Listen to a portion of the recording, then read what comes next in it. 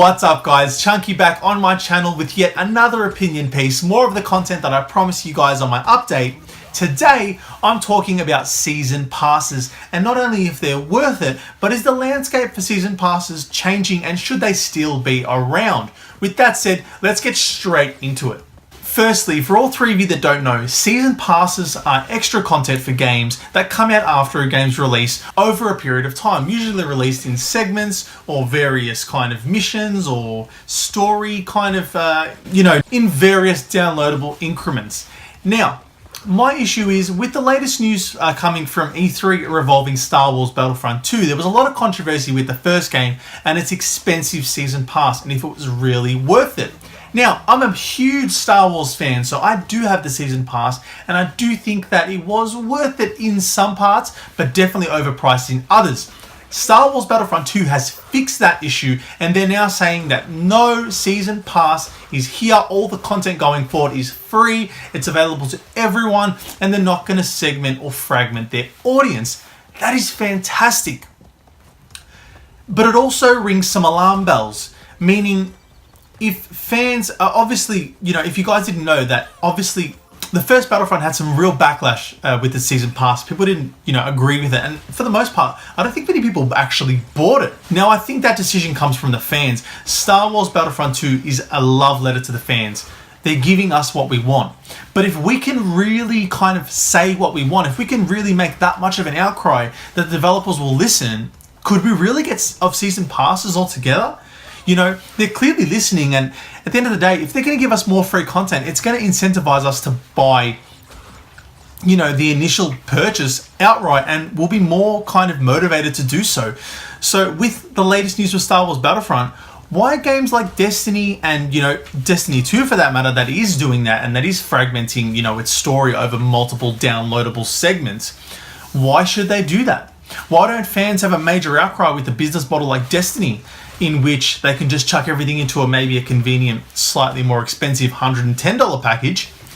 It just kind of raises a lot of questions. And in saying that, I feel like Star Wars Battlefront 2 is going to have more content than its predecessor. And for what? For free? That makes no sense to me. Why would you charge us 80 Australian dollars to get all the expansion passes from the last game, and then give us seemingly more here for free?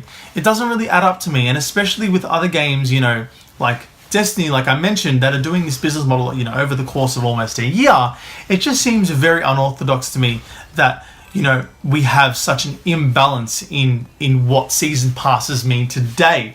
Now, like I said, I will definitely try Destiny 2. I'm buying into the hype. I'm buying into the fact that Destiny is an accomplished shooter, and even though its expansion passes were somewhat pricey, they were definitely worthy of the name, and they definitely kept the Destiny brand, up. People played that game is what I'm trying to say. But at the same time, I'm making the point, do we really need season passes? If we can make such a fuss over Battlefront that they're actually going to scrap that whole season pass and give us content for free in the future, could we do the same with something like Destiny? Could we do the same with, other season passes that are not necessarily overpriced, but just unnecessary? I'm one that got the Mafia 3 Collector's Edition. Now, I liked it for all the physical content that it came with, but it came with the season pass. Now, the season pass is releasing content that's not linked to the story or the main character. For the most part, it's tackling different characters and different missions and trying to shake things up. Now, while I respect that, is a season pass necessary?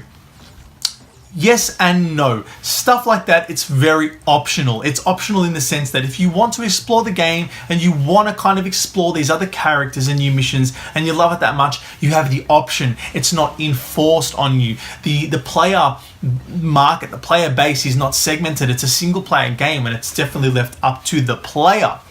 Games of Star Wars Battlefront and the Destiny ilk and that nature, they're multiplayer based. The season passes are fragmenting player bases. They're leaving people out, people that not necessarily don't want to fork out, but younger people or kids or whatever that can't afford it, or parents that don't want to buy it for their kids. It's a totally understandable argument. Now, that being said, where do we draw the line? Where do you decide to pay for something, or where do you decide to leave something be? Because at the end of the day, guys, we can make a difference here if we just say so. Anyway, that's my opinion on season passes. I've definitely bought into season passes in the past, and I'm looking forward to what we call season passes in the future, like Destiny 2. But I'm also looking forward to this new era of free content, which can be likened to a season pass, I guess. It's, you know, it's content for a game that we don't have to pay for, that maybe we otherwise would have if we hadn't have kicked up a fuss. That's it for me today, guys. Like I said, if you have an opinion on season passes, if you like them, don't like them, comment down below, tell me what you think. And if you like this video, guys, leave a like down below. You'd be doing me a massive favor. And after all that, guys, if you want to keep up with everything and all my content that's coming up in the future, subscribe down below. The journey to 100 subscribers continues, and I cannot wait to get there, guys. Thank you so much for your support so far. And at the end of the day, guys, I know I've done an update, but there's definitely more updates coming to Chunky's reviews, or maybe something new. Anyway, guys, stay tuned. I'll see you guys soon on Chunky's reviews. Laters.